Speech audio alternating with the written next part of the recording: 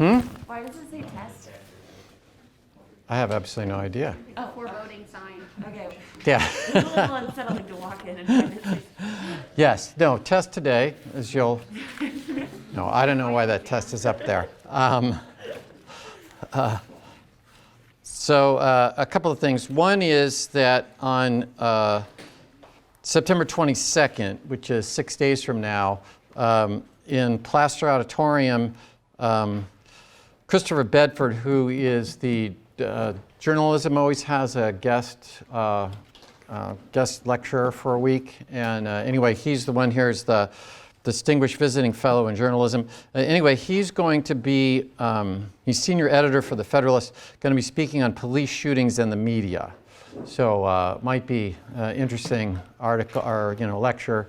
And I believe that I don't think this is a Zoom one. I think this he's on campus, so I'm presuming it'll be in person. So you might want to put that on your calendar. Again, 2 o'clock on the 22nd, which is 6 days from now, in Plaster Auditorium. Second is I am going to go ahead and take roll today, just to keep people on their toes here. Joel Austin, Caroline,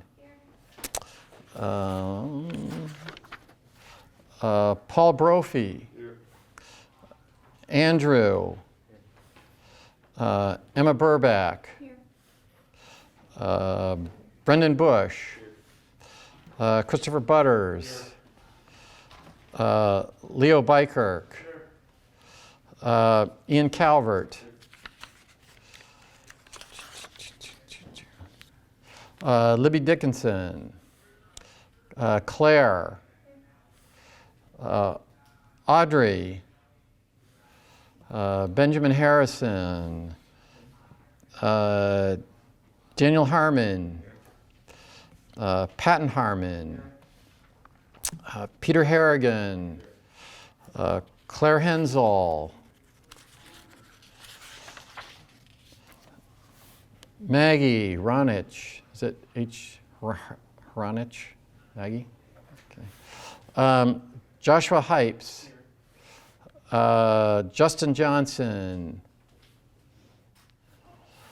Jack Ketchum, Meredith Cottom, Thomas McGinnis, Cecilia Moran, okay. Sabrina, Gabriel Powell, Benjamin Raffin, Laura Rhine, Jack Robinson, Caleb Sampson, Mark Sherman,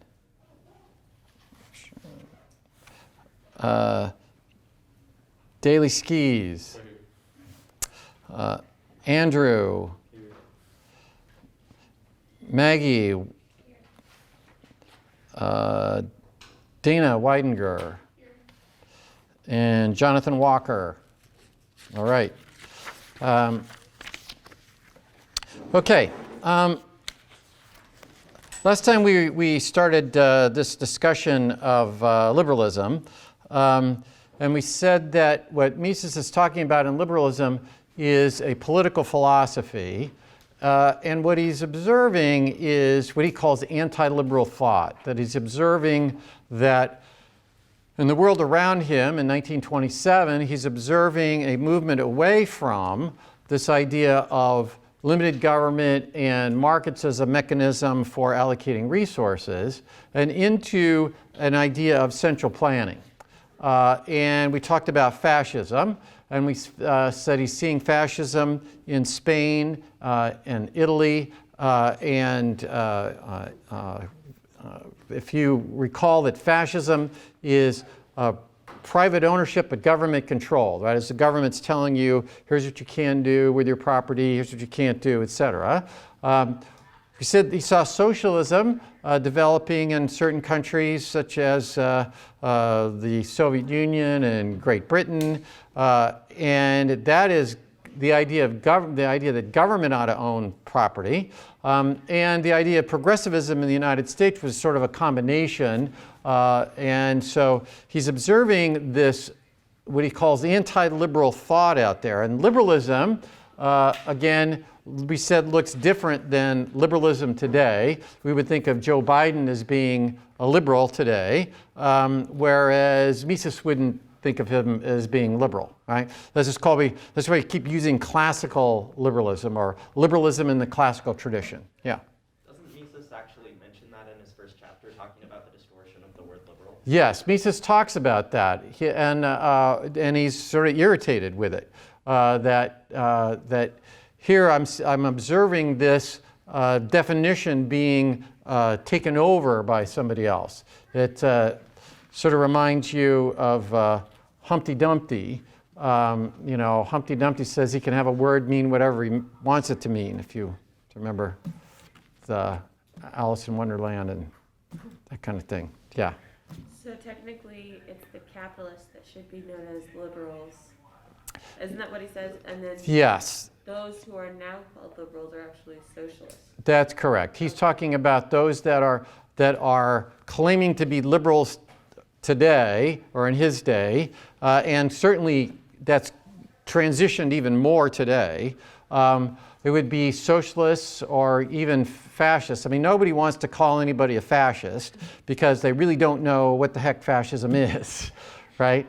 If you called somebody a fascist, you'd be going, oh, you must be a horrible person to call that someone a fascist, right? Because they think of Germany and the concentration camps and all that other stuff, right?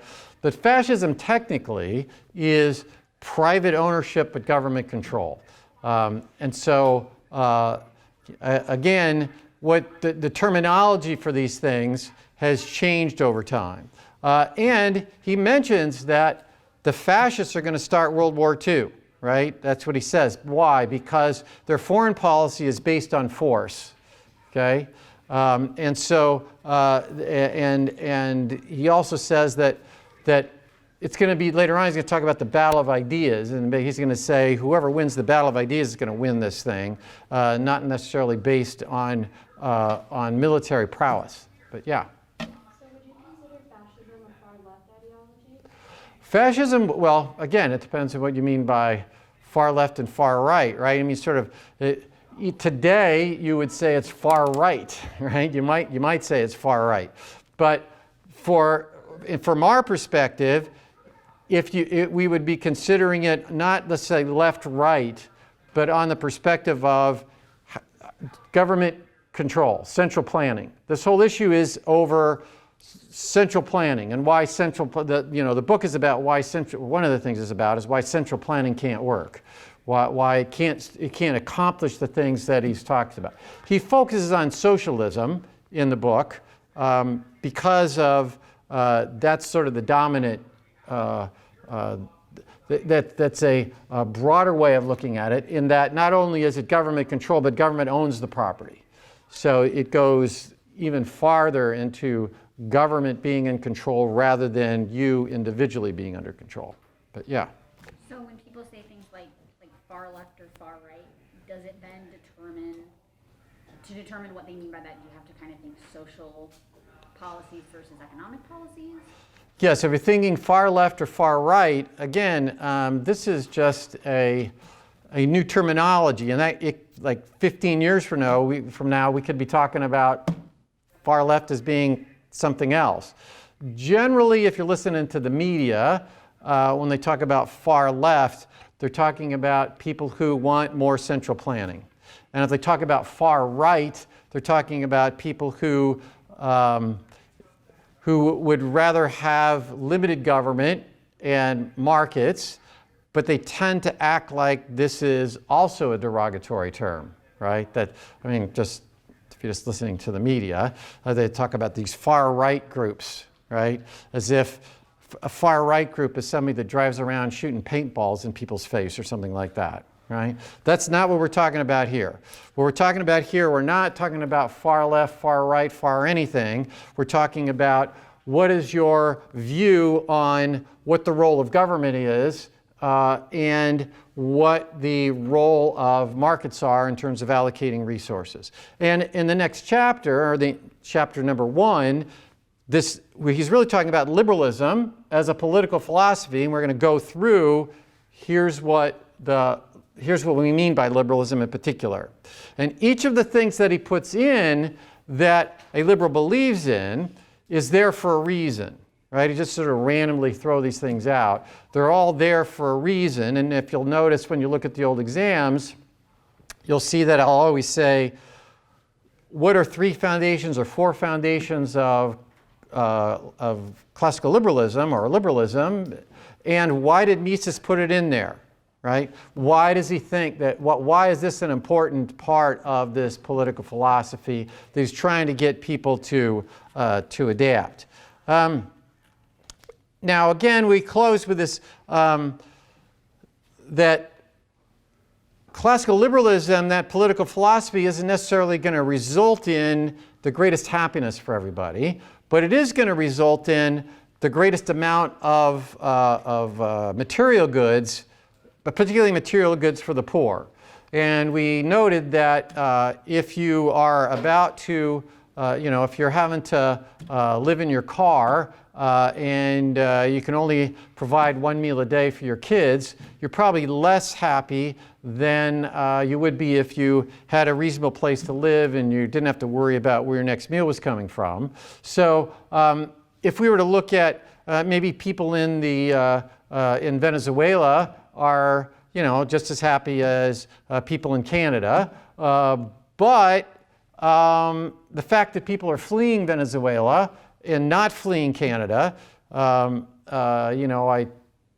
tell people sometimes when I was giving lectures around the country, I'll say, this is when Trump was talking about, at the very beginning, about building a wall, right? And I'd say, I come from a border state, and we're going to be building a wall all across the Upper Peninsula of Michigan and on through Montana, and we're going to be building a wall through North Dakota. And they'll go, well, no, you're not. And I'll say, oh, that's right. They're going to be building the wall along the southern border, right? Why is that? And the reason is because the world is tilted so that people roll in from the southern part, and we would be rolling into Canada. That's why. But we can talk about later on why that's the case. But just again, seeing and observing, right? You don't observe people saying, "Oh, we want to build this wall with Canada," right? But they do. He's talking about building a wall with Mexico, just sort of think about it when we get through a little bit further into the class. You'll see it's because Canada is a market-based economy relative to Mexico and other places that people are moving, Costa Rica, whatever, they're moving up and trying to get into a market-based economy is really what's going on.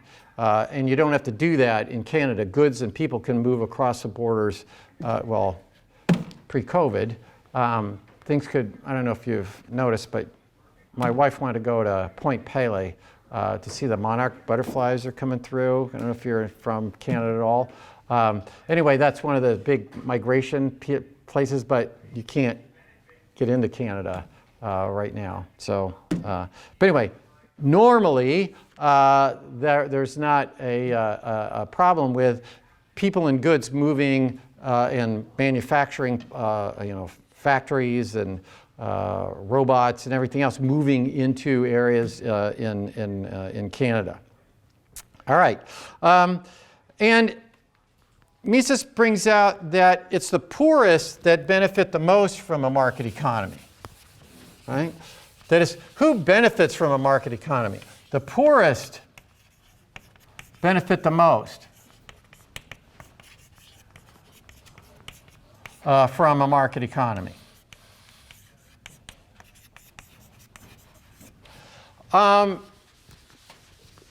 Yes, rich people have, maybe more stuff, but think about the difference between your lifestyle and the lifestyle of Bill Gates, okay? Now, probably you have 3 meals a day. Bill Gates has got 3 meals a day, right? You have a home that you can, with electricity, and 80% of Americans have air conditioning. If you look at, your family probably has a car of some kind. Now, maybe Bill Gates has got a Maserati, and you've got a 1993 Chevrolet, okay? But the difference between your lifestyle and that of Bill Gates is minuscule compared to your lifestyle and someone living in a refugee camp in Syria, okay? So, who benefits the most from a market economy if you just observe? Yeah, Bill Gates, okay, maybe he can, if you wanted to fly to California, 3 months from now, you could probably pay to fly to California. You could afford to fly to California. Or you could at least drive to California, and Bill Gates, maybe he goes in his own jet, personal jet or whatever. But nonetheless, the difference between your lifestyle and that of Bill Gates is minuscule compared to your lifestyle and the poorest people or even middle-class people in areas that aren't market-based economies. And Adam Smith wrote a famous book. You probably heard of Adam Smith, right? Wrote a famous book called Inquiry into the Nature and Causes of the Wealth of Nations, right? What's that? What is that book about? Right? It's called, if we look at Adam Smith, it's not called Wealth of Nations. It's an inquiry into the nature and causes of the wealth of nations. And he wrote this in 1776. And when we read How the West Grew Rich, we're going to notice that that's when market capitalism is starting to develop, is in the mid-1700s. We're moving from what's called mercantilism to market capitalism in that era. And what is he doing? He's observing how wealthy people are in Great Britain compared to other places. And why is it that we're getting this big increase in the standard of living, particularly among the poor? In fact, he says that the poorest of the Scots, who were the poorest of the folks in Great Britain, he says they're wealthier than the richest kings of Africa. Okay? And why is that? Because the way they organize their society, the way they organize their economy. They are in a centrally planned state, and the Scots have moved into a market capitalism. And again, if you look at, remember I talked about the index of economic freedom and the economic freedom of the world. If you look at those, you'll notice that the data that they give you will show you that the poorest are vastly wealthier in countries that are in the top 25% of the index of economic freedom than are the countries that are in the bottom 25%. So again, it's a matter of seeing and observing. And so Mises really like to say is that, or he shows that a planned economy where you have central planners, and you listen to people that are running for office, okay, and what their position is. Should the government plan it? But he says, right, a planned economy cannot produce wealth in abundance.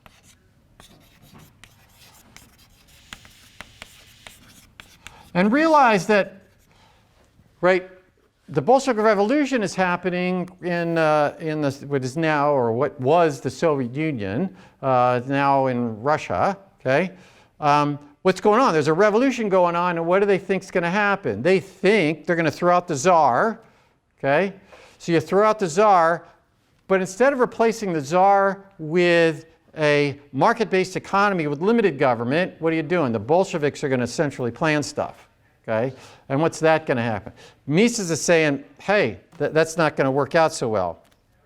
In fact, one of the themes of my class is a Tom Petty song, You Don't Have to Live Like a Refugee.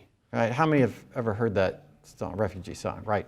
I'm going to, Dr. Butters, I had the song up there, but Dr. Butters took some slides that I had as well and merged them into a video, which I'm going to try to get to play here. I couldn't get the sound to work quite right when I was trying it, so I'll maybe have that by Friday. And I'll make sure that it's, if for some reason I can't get it going, I'll put it on the ECON 105 folder in the Wolfram box. But you might notice this, just as one of my classes gave me the 9 million people woke up in New York City today and there was exactly the right amount of Starbucks coffee, which happened again today, right? Gave me that. One of them, they used a 3D printer to make You Don't Have to Live Like a Refugee. Okay, so I have this in my office as well. But anyway, that's, and what does he mean by that? People live in poverty because the way their economic system is structured. That's not exactly how he puts it, but if you sort of think about Tom Petty, you don't have to live like a refugee if you live in a market-based economy, right? If you have a market-based economy, you don't live like a refugee.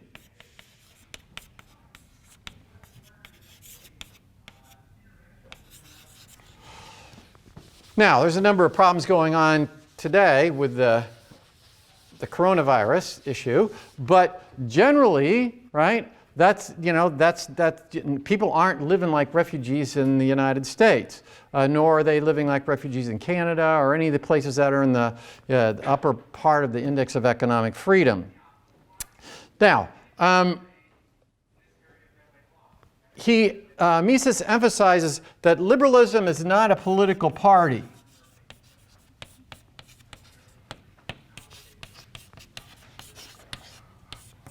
Right? It's not like Republicans or Democrats or the Green Party or whatever. Because, again, if you take Econ 415, where we do public choice, one of the things we talk about is why political parties might form and what the incentives are if you have a political party. But generally, political parties, what do they try to do? They try to influence legislation to benefit their members. Right? That's what a political party does, generally. So when you see the Republican Party's platform, the things that they're trying to get passed will generally be to support what the Republicans that are within the party. Here's the thing that they prefer to have. Whereas Mises is pointing out that liberalism is promoting the welfare of everybody in society. That's what liberalism is about. It's a political philosophy, right? It's not a political party. It's to promote the welfare of all members of society, but particularly the poor. Right? So again, he emphasizes this idea that it's a political philosophy. It's not a political party. He's not saying, hey, you guys, we're going to form the Liberal Party and we're going to go out and win elections. That's not what he's talking about. He's talking about winning the battle of ideas.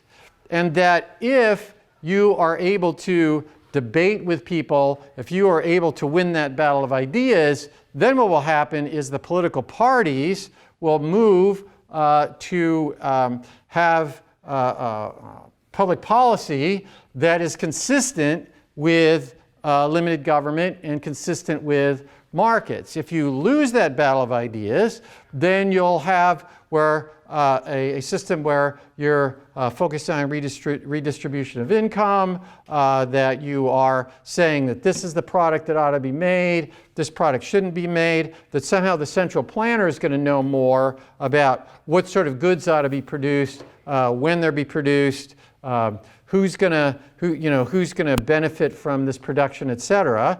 And so this issue that Mises is talking about here is a political philosophy. Interesting on page 8, at least page 8 in my version of the book, he says, if you argue against a social policy that's popular, right? He says, argue against a social policy that's popular.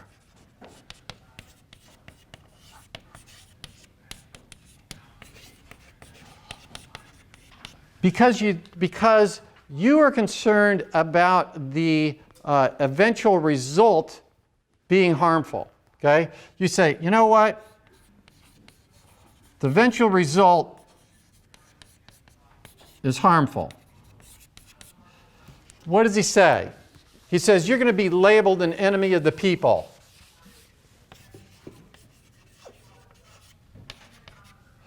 You'll be labeled an enemy of the people.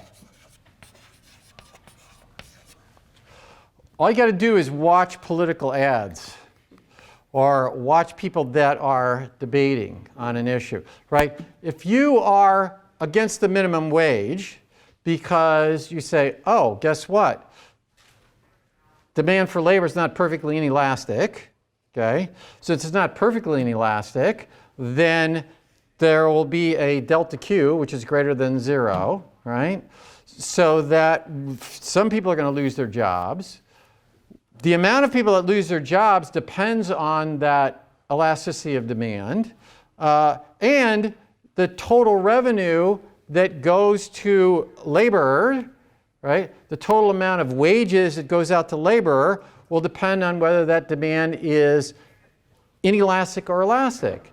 To the extent that demand is elastic, then what will happen? The percentage change in Q is going to be bigger than the percentage change in price, or the wage, and so total wages will go down. Notice that if you say, hey, I'm against the minimum wage, they'll say, oh, you're just for Walmart being able to exploit all the labor, right? I mean, that's if you just listen to the political ads and you listen to let's say CNBC or whatever, the commentators, it will be that if you take a position that is against something that's popular because you think you've looked out and what are you trying to do? See the unintended consequences, right? I mean, that's what we're trying to do. We're going to try to observe what these unintended consequences are. He says you'll be called an enemy of the people. And of course, because he's warning you that if you're going to engage in this debate to try to win the battle of ideas, just be aware that that's what's going to happen. Yeah. I don't think the versions of this page number match up with what you've been saying. So do you have the section for that? Well, I don't have the exact, but it's right at the beginning. It's in the introductory part. It's in the chapter, the introduction part of it. It may be a slightly different. It may be a slightly different page, but it's in the early part of the book. And so, but his point is that you have to be able to express yourself. You have to know what the unintended consequences are going to be, and you have to be able to tell people. Again, it'd be a lot easier for me if I just gave you guys scantrons and all multiple choice true false. Okay, and so, but I don't do that, right? I give you essay questions because I want you to be able to explain the right answer. And I don't give you a ton of time on the midterms. I give you, as we mentioned on the final, you'll have a lot more time. But on the midterms, I don't give you a lot of time because you don't often get to talk to people for a large amount of time, right? If you're talking to your friends or you're sitting next to somebody on an airplane or something, you don't get, after a while they're going to get bored with you talking for 45 minutes on the minimum wage, right? You have to be able to explain it in a way that at least they get the general idea right from the beginning. So again, that's one of the reasons that I do the essay questions the way they do. But basically, all you got to do is look at these political ads. John James, or the ads against Tim Walberg or whatever. They're uncaring, right? That's what the ads are going to say. John James doesn't care about people. He wants to do this about, instead of having universal health care that the government's going to provide, he wants to, they won't even say what he wants to do, right? He's against universal health care, and so he's uncaring. He doesn't care if your kids die, right? That's what the ads are. So it's sort of interesting to sort of, especially during a political campaign like we're in the midst of here, is to take a look at that. And then he says that society can advance only if you can debate the issue on its merits.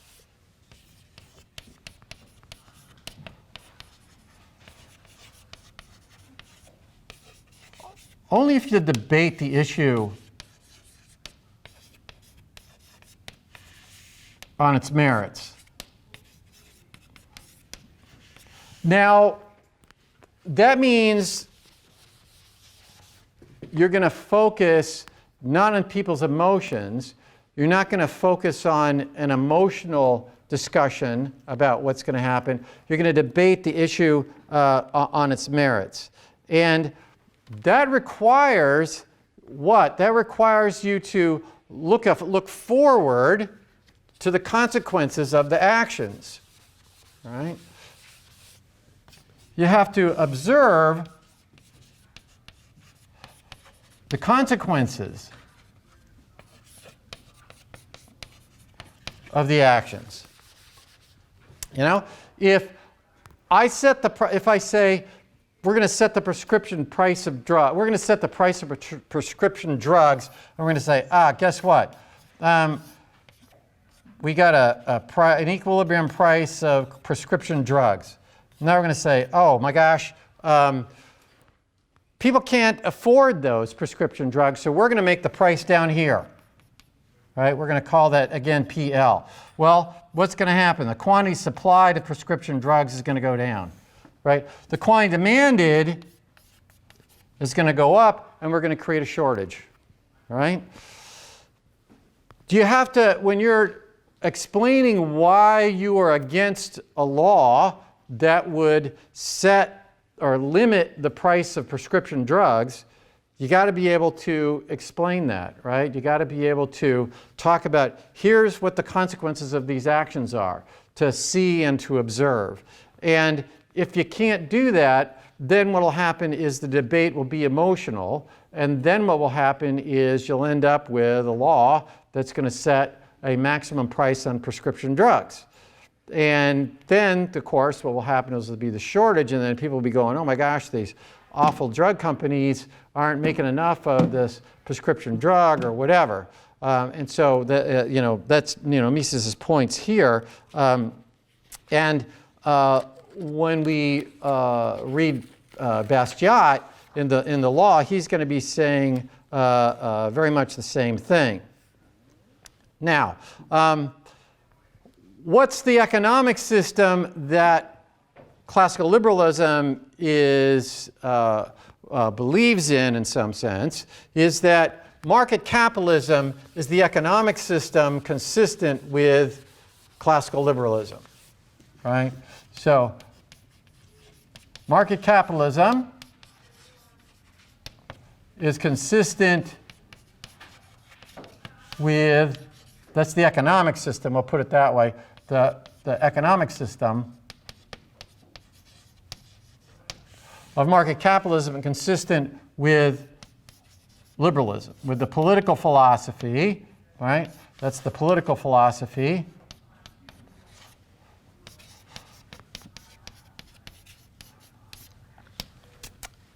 And so when he puts, here's what the foundations of liberalism are, he's going to include things that make it so that market systems can work. Private property rights, for example, is one of the foundations of classical liberalism. Okay? Why is that in there? Because in the absence of private property rights, markets aren't going to work out very well. Right? So he's saying that, and why is that? He says that capitalism is responsible for the economic growth that has occurred in the last 150 years, right? It says capitalism is the system that has resulted in economic growth.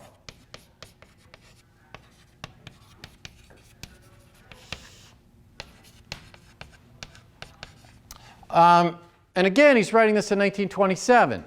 Then we already said that several times, right? You're wealthier than the wealthiest person in the world in 1927, so we've seen even greater ramp up in economic growth.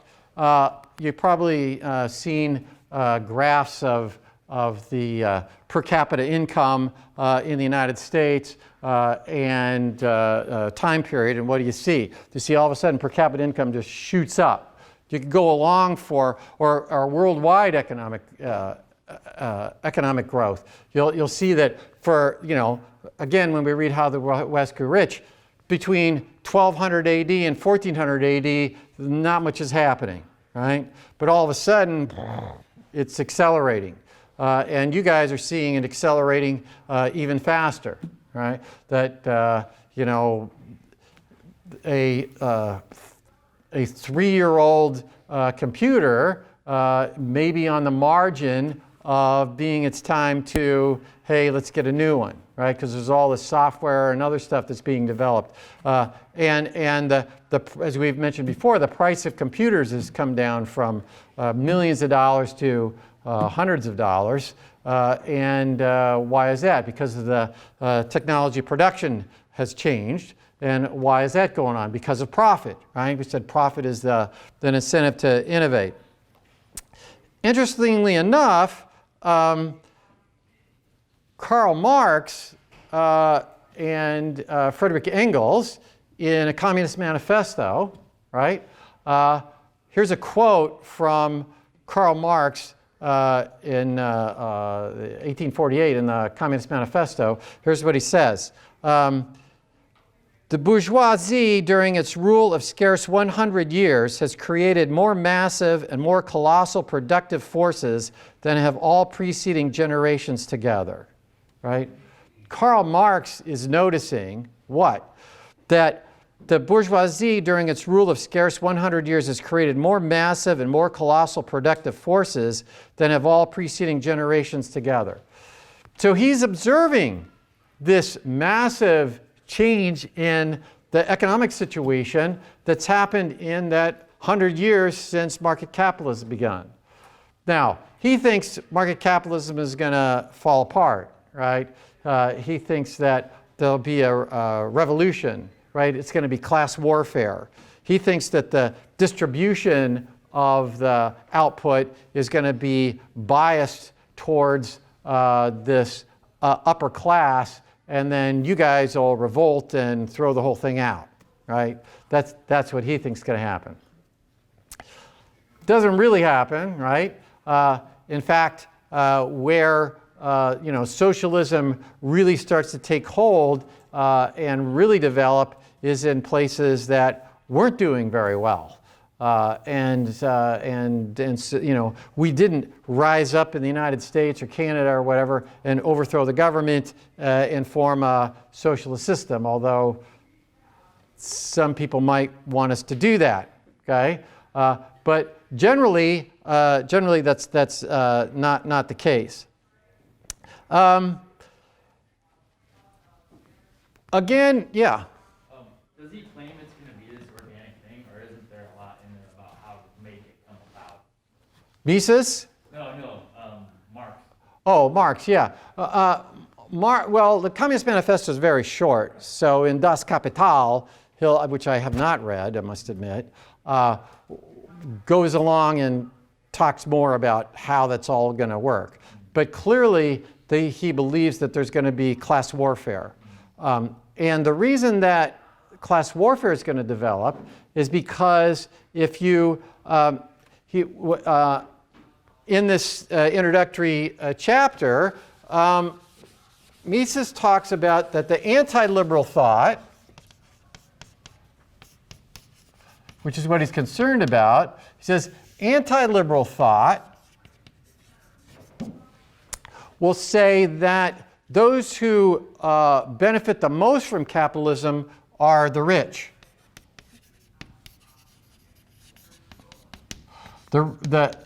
It's the rich that benefit the most from capitalism. But as we've tried to point out in here, and what Mises is pointing out, is that's not correct. That is, it's the poor that benefit the most from market capitalism. Notice that if you're in a central, let's say you are head of the Chinese Communist Party in China, okay, which has moved partly towards market capitalism, right? You can be very wealthy, but how do you get wealthy? Not by pleasing other people. That's what we said. How do you get wealthy in a market economy? Only one way, right? System of voluntary exchange. I got to make something that you guys want, and I got to make something that pays for the opportunity cost of all the stuff that I used up to make it happen. And so, how do you get wealthy in a centrally planned state? You get wealthy in a centrally planned state by becoming part of the government. That's how you get wealthy. And so what Mises's point here is that it's really that the rich benefit a lot in a market capitalist system. But as I mentioned, the difference between your lifestyle and the wealthiest people today is not very big compared to your lifestyle and the people that are average in countries that are in the bottom 25% of the index of economic freedom. Just start looking through there and say, oh, let's look at Democratic Republic of Congo or Venezuela or North Korea or whatever. What does the average person look like in those places? And they don't look very well compared to the average person or even the poor person in the United States. Yeah? Have you seen anything about study on when you take risk that the wealthiest take on, when you account for that risk, that the poor actually are getting wealthier at a faster rate than the top 1% or whatever? Certainly, the question is, if I'm taking on risk, is it that, innovation, we said, requires risk, which means that not everybody's going to get wealthy, right? There's lots of people that are going to take on that risk of innovation and are not going to make it. In fact, I believe the guy that did Domino's Pizza, I forget, what do you remember his name? The guy that started Domino's Pizza. Anyway, I know that he actually went bankrupt like 2 or 3 times before, boom, he made it. Yes, there's, in fact, in law and economics class, we talk a lot about expected value. You got the probability of something happening, and we've talked about it in here. The probability of something happening times its value. Well, there might be low probability of your innovation working, but if it's really successful, you're going to take on that risk. And so it is, you guys get the benefit of the risk-taking that's going on with Open Door, okay, which is a company that uses internet technology to sell houses and the like. Okay, so people who are selling their houses benefit from this technology that's out there, and there's lots of them. And so, or you get the benefit from the, I get this thing on my phone nearly every day. Your iOS will be updated tonight automatically, right? Great. I don't even know what the hell iOS means, but I know it's going to be updated automatically, thank goodness. You know, I'm benefiting from whoever's doing that. I'm benefiting from it. And so that's Mises's point, is that who really benefits from this market system that rewards innovation and rewards the risk-taking that leads to innovation, it's the poor that benefit from that. And to the extent that you can explain that to people, then what will happen is you'll tend to win this battle of ideas and have less public policy that results in in government interaction, which is a movement towards anti-liberal thought that Mises is complaining about. Again, you know, in this, Mises makes the point that you're only going to get wealthy by doing things that please people, and in particular, you're going to get more wealthy, if you think about it, doing things that lots and lots of people are going to buy, right? If you're making stuff that only the rich can buy, which my older son, he just got his MBA at Yale, and he's sort of waiting for the job that he was that he's getting from Deloitte. Doesn't start till January, so in the middle he's been doing things on the side. And one of the things that he got connected with this company that makes watches that cost $4,500 each. Okay, and they have a Ron Wood watch. If you follow Ronnie at all, you know, he's with the Rolling Stones, right? That watch costs $45,000. Okay, now guarantee you that company isn't going to make anybody a billionaire, right? Because there's not enough rich people to sell $4,000 watches to. Okay, if I can find something that if I were to make some sort of solar generator that millions of people in sub-Saharan Africa could use to heat their house or whatever, or heat their little hut, then I have a much better chance of becoming a billionaire. And you know, if you know, once everybody owns a computer, or once everybody owns a cell phone, then something that you've invented that improves cell phones or improves computers is going to make you way wealthier than finding something that only the rich people can have. So again, seeing and observing, Mises is making the point here that the way that you get wealthy in a market system, or you get really wealthy in a market system, is going to be to find something that the poor can use, or what today we would, you know, poverty in the United States. We'll talk more about this later on. But poverty in the United States is very different than poverty in other countries. Some we'll talk a little bit about Robert Rector from the Heritage Foundation has done a study. He did a survey a number of years ago on people that fall into the federal definition of poverty in the United States. And as I said, 80% of them have an air conditioner. You know, I was growing up in Fresno, California, which even without the fires, it would normally be over 100 degrees in the summer. Okay, I didn't know anybody that had an air conditioner. It was called refrigeration, and only rich people had air conditioning. If you wanted to get into air conditioning, you'd go to the grocery store and stand around where the frozen food aisle is. But today, poverty in the United States looks very different than poverty even in the 1950s, 1960s. All right, so what we're going to do is work our way. We're just about ready to start chapter, what he calls chapter 1, after the introduction here, going through the foundations of liberalism. So for Friday, we'd like to take a look ahead at that. In addition, on Friday, what I'd like to do is remember that the review session, there's going to have a review session on the Saturday prior to